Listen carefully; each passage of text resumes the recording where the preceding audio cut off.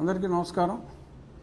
ఈరోజు ఉదయమే ఎందుకని మాట్లాడవలసి వచ్చిందంటే, నిన్న ఆకివీడు మున్సిపాలిటీలో చాలా స్పష్టంగా ఓవర్వెల్మింగ్ మెజారిటీతో రామాలయం పునర్నిర్మాణానికి అక్కడ మున్సిపల్ కౌన్సిలర్స్ అందరూ ఆ సర్వసభ్య సమావేశంలో ఎక్స్ అఫిషియో మెంబర్గా నేను వెళ్ళాను. సర్వసభ్య సమావేశంలో క్లియర్ అయింది. వెంటనే మరి మతి చెలించిన ఒక మాజీ మ్యాజిస్ట్రేటు, మరి కొందరు అక్కడి అన్యమతస్థులు, అంటే ఏ మతమైనా ఓకే, కానీ హిందూ మతానికి సంబంధం లేని వారు, ఒక ఆయన క్లయింటు అర్జెంటుగా హడావుడిగా సోషల్ మీడియాలో, మాకైతే నోటీసులు రాలేదు ఇంకా, సోషల్ మీడియాలో ఆయన ఒక కంటెంప్ట్ పిటిషను 2009 సుప్రీంకోర్టు ఆర్డర్ ప్రకారం మరి ప్లేసెస్ ఆఫ్ వర్షిప్ ఎక్కడ పడితే అక్కడ రోడ్ల మీద పబ్లిక్ ప్లేస్లో కట్టేస్తున్నారు అని గుజరాత్లో 2006లో ఒక పబ్లిక్ ఇంట్రెస్ట్ లిటిగేషన్ వేసిన దాని మీద అప్పటి గుజరాత్ హైకోర్టు మొత్తం ఇటువంటివి అలౌ చేయకూడదు, పబ్లిక్ ప్లేసెస్లో, I'm underlining public places, roads, ఇటువంటి వాటికి ఆటంకంగా కొన్ని దేవాలయాలు కావచ్చు, మసీదులు కావచ్చు, చర్చిలు కావచ్చు, అక్కడ వేల సంఖ్యలో మసీదులు, దేవాలయాలు ఉన్నట్టుగా మరి గుజరాత్లో ఎవరో కంప్లైంట్ ఇస్తే కోర్టు నిర్మూలించండి, అది తీసేయండి అని ఆర్డర్ ఇస్తే ఆ మ్యాటర్ సుప్రీంకోర్టుకు వెళ్ళి ఎవరైనా చూసుకోవచ్చు, union of India and others versus Gujarat government.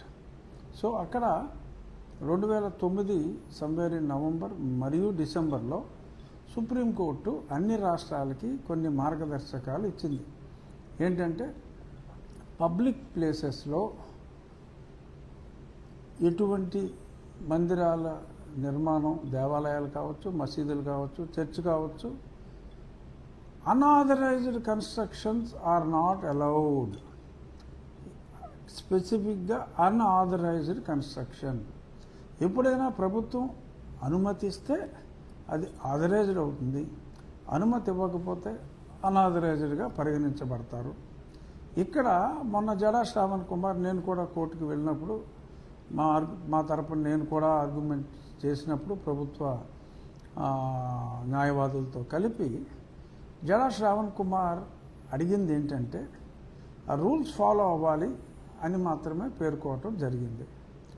ఎప్పుడైతే రూల్స్ ఫాలో అవ్వటం మొదలుపెట్టామో ఇమ్మీడియట్గా అతను రూట్ మార్చి ఆ 2009 ఆర్డర్ ప్రకారం అసలు ఎవరికి అనుమతి ఇవ్వడానికే లేదు ప్రభుత్వ స్థలంలో అని మాట్లాడుతూ ఒక విచిత్రమైన వితండవాదానికి తెరతీసి ఇప్పుడు సోషల్ మీడియాలో ఉంది. బహుశా ఇవాళ ఆ నోటీస్ వస్తే అది కంటెంప్ట్ అట.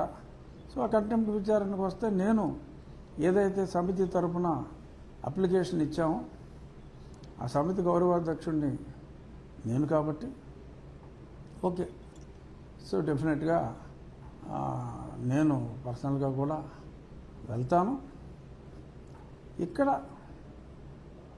స్పష్టంగా చెప్పవలసింది ఏంటంటే 2013లో దీనికి కొంత amendment, not only for public places of worship, నాయకుల విగ్రహాలు కూడా ఇందులో చేర్చబడింది. అనుమతి లేకుండా అనాథరైజ్డ్గా నాయకుల విగ్రహాలు కూడా లేకూడదు అని కూడా 2013లో సుప్రీంకోర్టు ఆర్డర్లో చేర్చబడింది. 2009 నవంబర్లో సుప్రీంకోర్టు ఇచ్చిన ఆర్డర్లో రాష్ట్రాలు వారి గైడ్లైన్స్ ఇచ్చుకోవాలి అని చెప్పడం జరిగింది. సో దానికి అనుగుణంగా 2010లో 30th ఏప్రిల్ 2010లో జీవో నెంబర్ 262 అని ఒక జీవో ప్రభుత్వం విడుదల చేసింది. అందులో ఏంటంటే కలెక్టర్ అనుమతి లేకుండా ఎటువంటి ప్లేసెస్ ఆఫ్ వర్షిప్ కూడా నిర్మించకూడదు. అది ప్రభుత్వానికి సంబంధించింది కావచ్చు, ఏదైనా కావచ్చు. ప్లేసెస్ ఆఫ్ వర్షిప్ ఇవ్వాలి అంటే ప్రభుత్వ అనుమతి ఉండాలి. ఎస్పెషల్లీ పబ్లిక్ ప్లేసెస్లో ఇటువంటివి ప్రజలకు ఇబ్బంది కలిగించే విధంగా చేయకూడదు అని ఉంది. Government land is different, public place is different. మరి బ్లూ కోట్ వేసుకున్న వాళ్ళందరూ అంబేద్కర్ గారి లాగా రాజనీతిజ్ఞులు కాలేరు. కేవలం ఇమిటేషన్ చక్రవర్తులు టై కోటు వేసుకొచ్చేసి మరి నోటుకొచ్చినట్టు ప్రజల్ని కొంత కన్ఫ్యూజన్, రామభక్తుల్ని కొంత కన్ఫ్యూజన్. అక్కడ ఇష్యూ ఏమీ లేదు, we're all there to take care. కానీ ఎందుకు చెప్తున్నాను అంటే కొద్దిమంది ఏమో వాళ్ళు ఏ కుట్ర చేస్తున్నారో అని కాస్త నిరాశ చెందే అవకాశాలు ఉన్నాయి. కాబట్టి ఏమీ ఇబ్బంది లేదు, అన్నిటికీ ఆ రాముడే ఉన్నాడు, న్యాయం మన పక్షాన ఉంది. ఇలాంటి సోకాల్ స్వయం ప్రకటిత మేధావులు ఎన్ని అడ్డంకులు, విశ్వామిత్రుడు యాగానికి మరి రాక్షసులు అడ్డం వచ్చారు, చాలామందిని పంపించారు, తాటకిని పంపించారు, మగ తాటకులు రావచ్చు మనకి. సో ఎన్ని వచ్చినప్పటికీ కూడా ఈ దేవాలయ నిర్మాణానికి అనే ఒక యజ్ఞంలో ఎందరు అడ్డం వచ్చినా సరే ఖచ్చితంగా వారు ఓడిపోతారు. ప్రజా న్యాయస్థానం కావచ్చు, నిజమైన న్యాయస్థానం కావచ్చు, ఏ న్యాయస్థానంలో అయినా మరి అన్యాయంగా మాట్లాడినప్పుడు పోతారు. ఎలాగా అతని ఆర్గ్యుమెంట్లో నసే తప్ప పసలేదో, సరే ఎలాగో కోర్టులో తేలుతుందో కొట్టేస్తారు, అసలు పిటిషన్ అడ్మిట్ కాదు, అది వేరే విషయం. 99% ఒకవేళ అడ్మిట్ అయినా ఇబ్బంది లేదు. ప్రజలకు నేను చెప్పేది ఏంటంటే రెవెన్యూ అథారిటీస్ క్లియర్గా సర్టిఫికేట్ ఇచ్చారు. అందులో 1932లోనే క్లియర్గా రామాలయం అక్కడ ఉంది. గవర్నమెంట్ పోరంబోక్ గుడి ఎంట్రన్స్ వాల్ మీద రామాలయం అని ఉంది అని వాళ్ళు సర్టిఫై చేశారు. కొంచెం ఫోకస్ చేయనైనా స్పష్టంగా చదువుకోవాలి.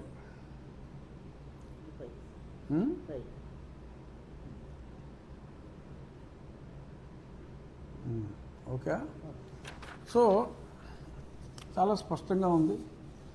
అక్కడ ఆల్రెడీ రామాలయం ఉంది, ఆ స్థలమే రామాలయానికి చెందింది. అది గవర్నమెంట్ ల్యాండ్ అంటే జడ, ఓ జడ. గవర్నమెంట్ ల్యాండ్ అంటే పబ్లిక్ ప్లేస్ కాదు, ప్రజలు రెగ్యులర్గా ఉపయోగించుకునే స్థలం కాదు.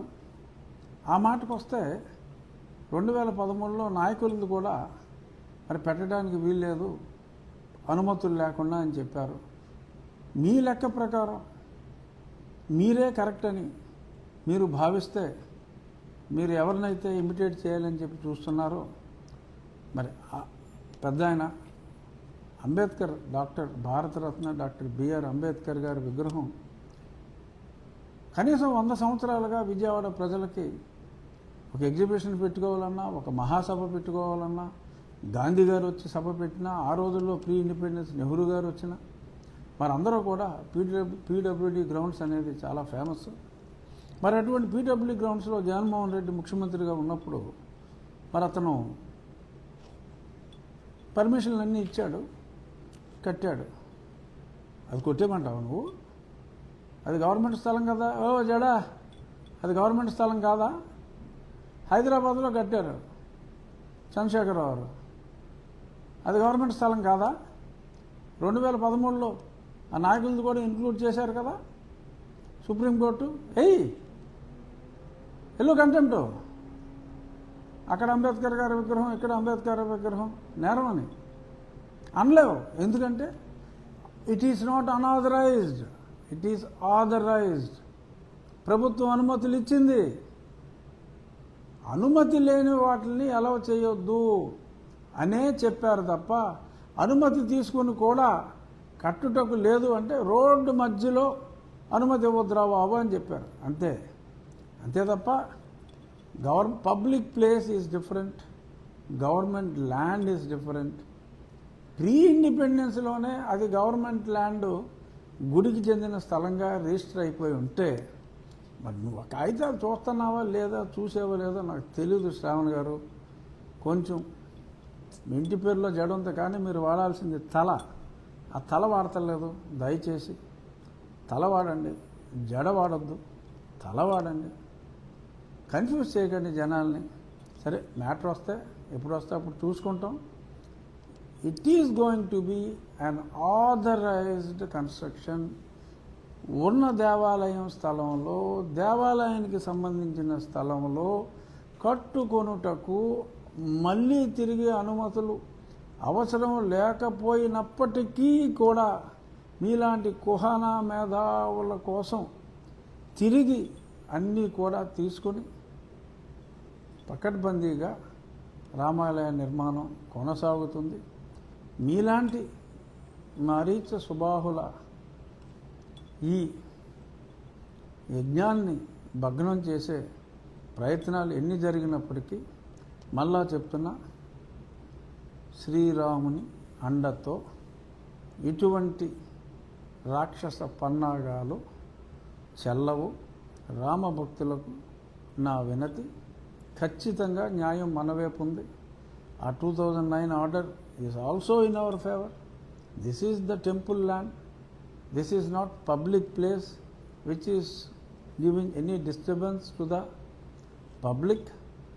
ఈ సందర్భంగా తెలియజేసేది ఏంటంటే, జడ శ్రావణ్ కుమార్ గారి ఈ రూల్ని రీట్రేట్ చేసినందువల్ల విజ్ఞులైన ప్రజలు మరి ఎక్కడెక్కడ దీనికి వైలేషన్లు ఉన్నాయి, మీ ప్రాంతాల్లో ఉన్న కొన్ని ప్రార్థనా మందిరాలు ఎక్కడున్నాయి అని కూడా చూసి ఈ 2009 ఆర్డర్ ప్రకారం అది వైలేషన్ అనుకుంటే, ఏది రోడ్డు పక్కన కాలవల పక్కన ఉంటే, మన ఏదో జడశ్రావణ్ అన్నాడు, ఓ ఎన్ని దేవాలయాలు ఉన్నాయో తెలుసు, ఎన్నో వేల దేవాలయాలు మీ ఊరిలోనే ఉన్నాయి అన్నాడు. ఉంటే చూసుకోవా, ఉంటే చూసుకో, వేసుకో, మీరు వేసుకోండి, వీళ్ళు వేసుకుంటారు, దానివల్ల ఇబ్బంది ఏమీ లేదు. ఎవరైనా సుప్రీంకోర్టు రూల్స్ ఫాలో అవ్వాల్సిందే. బట్ అయ్యే దగ్గర అవ్వట్లేదని చెప్పి మాట్లాడటం అది విజ్ఞత కాదు, అది సంస్కారం కాదు, అది సభ్యత కాదు. మరొక్కసారి రామభక్తులకి నా వినతి, జస్టిస్, న్యాయం, ధర్మం మన వైపు ఉన్నాయి. ఇటువంటి అడ్డంకులు ఎదుర్కోవాలి, తప్పదు. చిన్న చిన్న అడ్డంకులు వస్తాయి, ఎదుర్కొందాం. అనుకున్న సమయానికి 7 నెలల్లో రామాలయ నిర్మాణం ఖచ్చితంగా పూర్తవుతుంది. అతి త్వరలో ఈ అడ్డంకులన్నీ అధిగమించి అతి త్వరలో శంకుస్థాపన ముహూర్తం పెట్టుకొని మనం ముందుకెళ్దాం. Thank you. జై శ్రీ.